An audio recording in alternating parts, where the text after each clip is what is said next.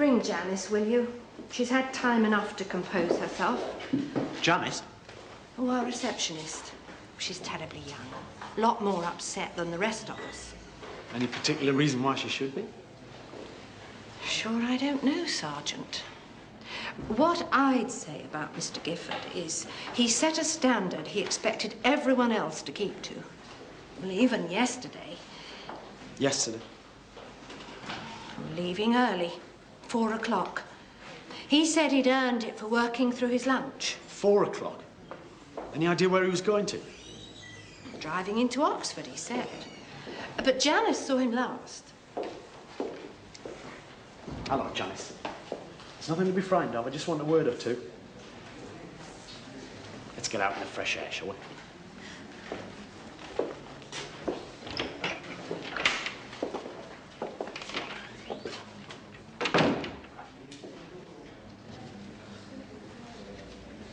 Ice skating, sir?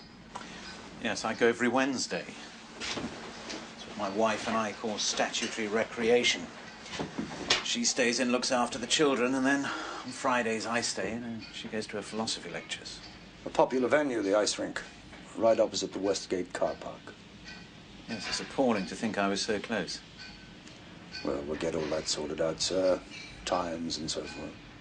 I always go to the 7 o'clock session and use the ice rink car park. Interlaken, you said. Could this be for Mr. Gifford? A small ingratiation. I'm sorry, sir? A postcard to the site foreman. Michael liked to be one of the boys. It'd be a work trip, though, wouldn't it? Not a holiday. A bit of both. A little late skiing while he supervised the construction and deepened his suntan. I'd like to have this, sir. Certainly, Inspector. Thank you. Oh, one last thing, sir. Does the name Camilla mean anything to you? OK, now, so you'd fetch him his tea around 3:30. And what happened then?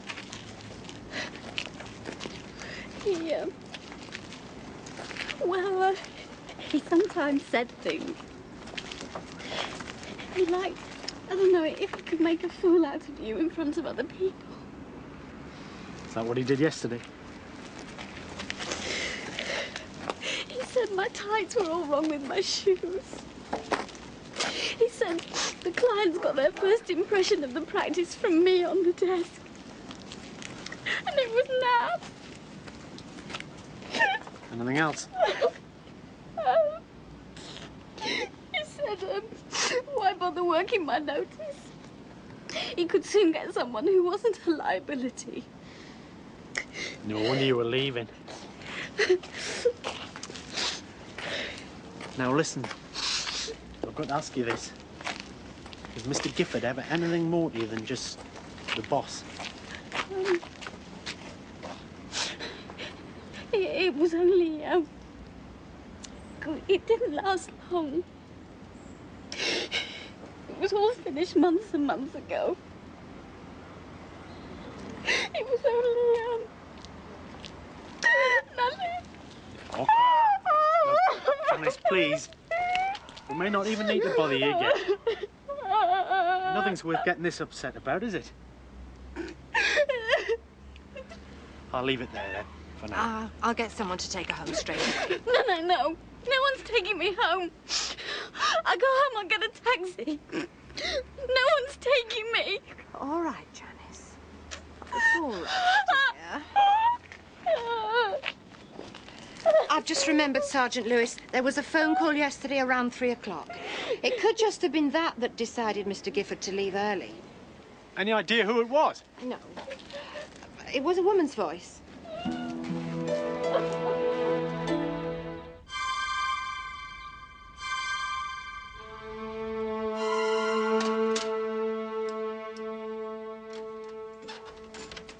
And did it, sir? The name Camilla get any reaction? No, total blank. Where's the Radio Times?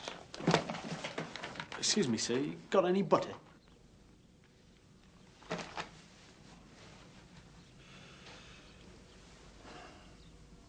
Gazing out on the Jungfrau, The Frau not as young as all that, but experience is everything. Booze and high jinks, well up to standard. See you 30th. Cheers, M.G. Now, what sort of man detaches the Frau from young Frau like that, Lewis? Sort of gets strangled for his jokes, sir? The sort that shows off about women but doesn't really like them. Touchy, arrogant high flyer, discarded girlfriend in the background. Yeah. Taking it badly, has little Janice. Seems like he trampled on her. And a jealous colleague. You managed to find yourself something, then? Oh, yes, sir. Sardine. Oh, one sardine and a radish. Good.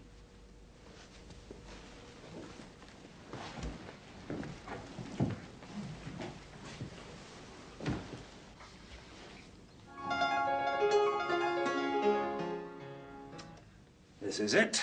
Collector's item. Camilla, sir. In brackets. What? Oh, yes. Yes, I'm seeing her tonight. Oh, on your own, sir? Yes. Well, I think we can leave that now, Lewis.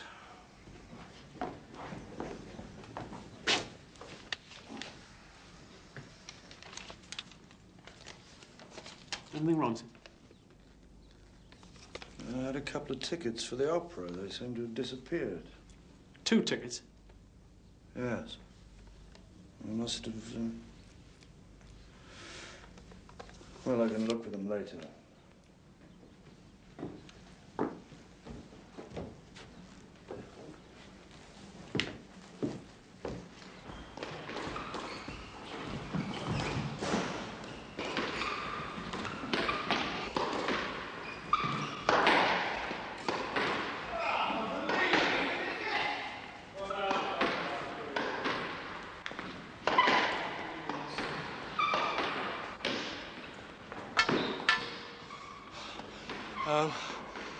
Didn't my staff...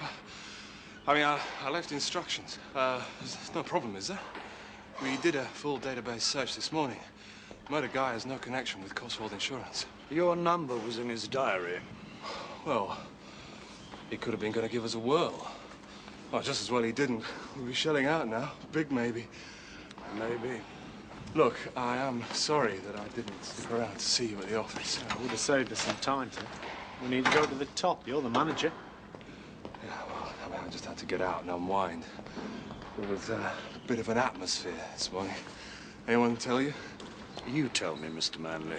Oh, it wasn't anything, you know, it was just one of the girls. Women.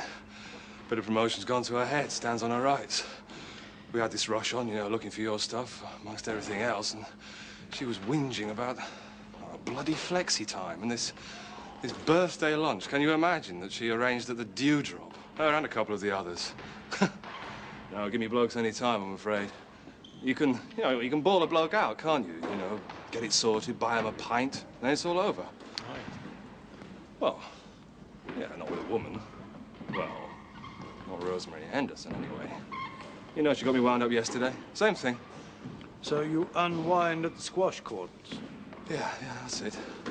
Bit of marathon running, rowing. Good for the broker's bulge.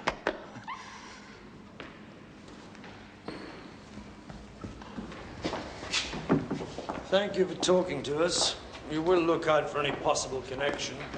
Inform the people who are at the lunch. Sure. Hey, that's not your Jag, is it?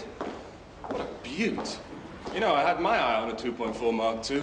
I had to settle for an S-type. Excuse me, Mr. Manley, we've a very busy day ahead. Well, sorry again. Cheers.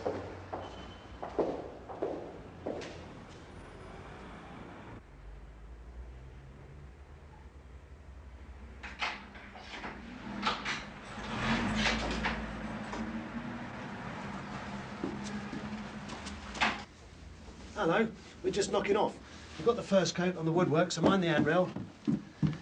Bloody hell.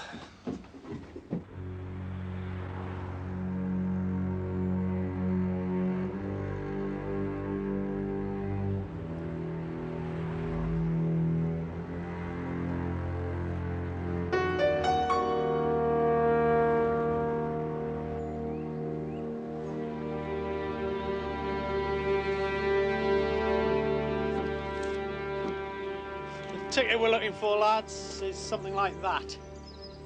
But anything else you see, give us a nod. Bry has Wednesdays off. I have Fridays. It's part of the grand plan for keeping the soul alive in the domestic swamp. Your husband explained.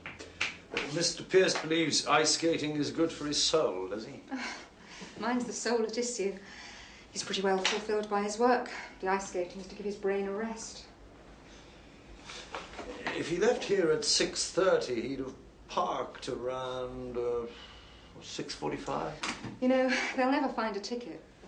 Honestly, I'm always clearing garbage out of the car. Both cars. Still, it's just a formality, isn't it? Well, it is a formality. It's also an inconvenience. Michael, he might seem harsh to say this. He did nothing but inconvenience Brian. Now he's doing it from the grave. Why didn't Mr. Pierce leave the practice? Jobs with, I suppose, the Gifford cachet aren't easy to come by. But he was looking round.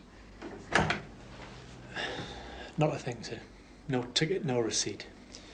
Will you excuse me, Mrs. Pierce?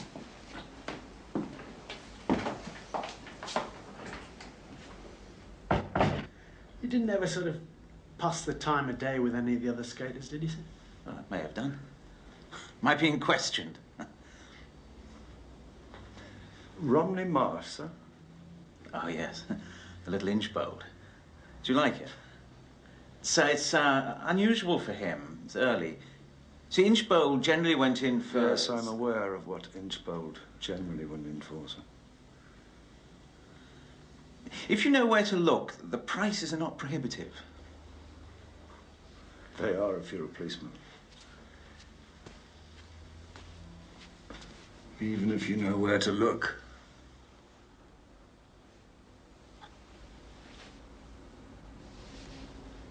I want the ice rink staff questioned about Pierce. I want a check run on his income, anything earned by his wife. Also a discreet watch on all multi-story car parks tonight. Right, sir. He doesn't look much like an ice skater, does he? See him in a sequin catsuit. The white cord, Lewis. DIY stores sell miles of it, sir. I've got a hank in my shed.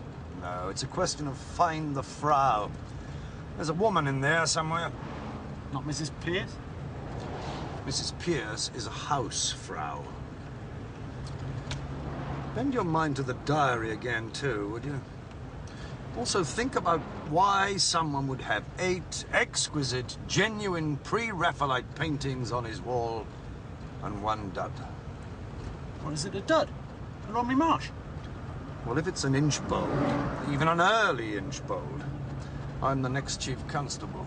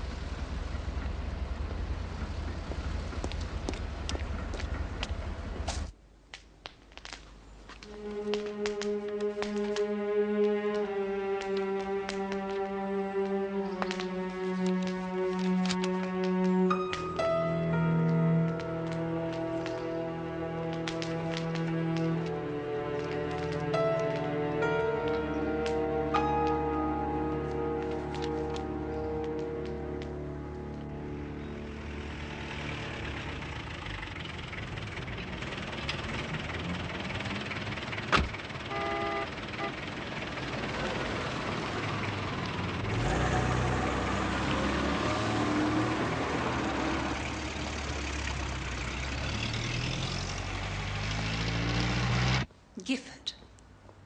I know Michael. Poor Michael.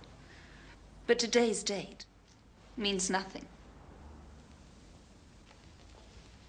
You weren't expecting him? No. Can I get you a drink? Thanks. Could I, is that a bottle of Glendewick there? Probably.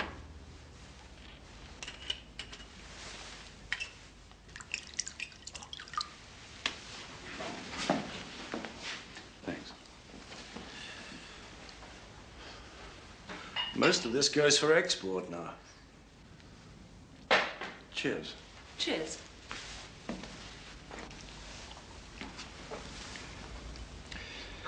How did you meet Gifford? The usual way. Sorry, the usual way? For a prostitute to meet a man. It was in a bar, somewhere suave. I'm very careful. No one ever suspects I'm anything but a straight businesswoman with a line in fashion. When was that? February. He was in town on an architects' conference. That was before my appointment book was as busy as it is now, before I could pick and choose. I'm not really familiar with... we don't see this... not precisely this level of activity in Oxford. It disturbs you? No. No. Yes, Inspector, yes. You can't keep the disapproval out of your voice. A nice girl like me.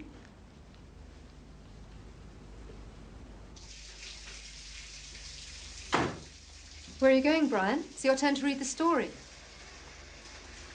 You have absolutely nothing to hide. And why haven't we told them? There's no point. It's not necessary. No, listen, Brian. Listen! Did you see Gifford on a regular basis? Not exactly. He was more trouble than he was worth. Some clients are. He liked to monopolize me when he was in town. Whole nights, weekends. I went to Brighton with him. April, that'd be. Good hotel. Money no object, but I don't know. His ego got in the way. Then he wanted me to go to Switzerland. Interlaken, in June. Yes. All expenses paid. He said I was tax deductible. Did you go? No, he was starting to get, I don't know, possessive. Some men do about whores. I didn't need that, or him. I'm in this business because I like it, and I'm good at it. He was only competent, whatever he liked to think about his performance. You rejected him. How did he react? Some men I meet halfway. The powerful sort. The sort that, well, there aren't many of them. Who appreciate what I've got to offer. Take the trouble to please me, too.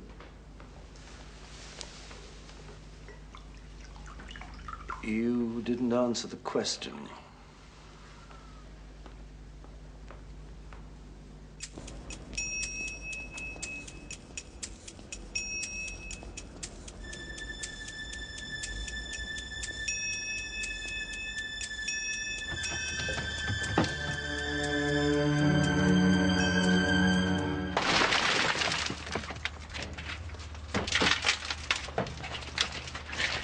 Okay, you stop right there.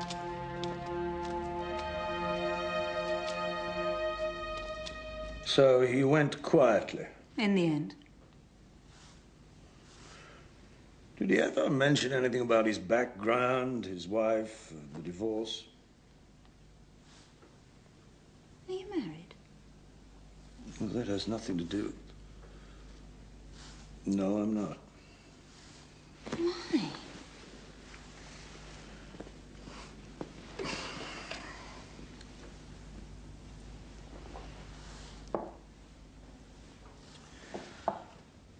Too choosy, too hesitant, too lazy, too busy. Hesitant? Yes. Well, sometimes. Isn't everyone? I'm not.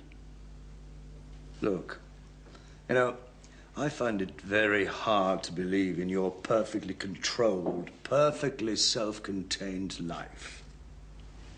You're hesitant because you've never found out what you're really capable of. If you did, you'd have the confidence for anything forever after, with any woman.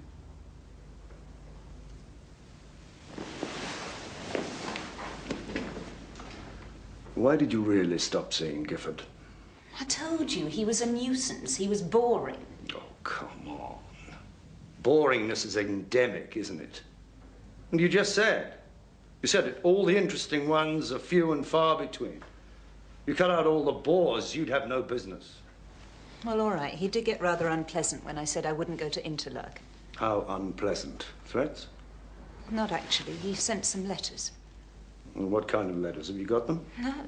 Why? Were they too horrible to keep? I wouldn't say... Well, no, not actually.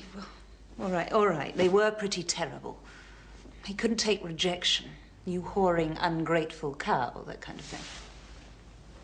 Anything else? There was a tape, a cassette tape. Came through the post.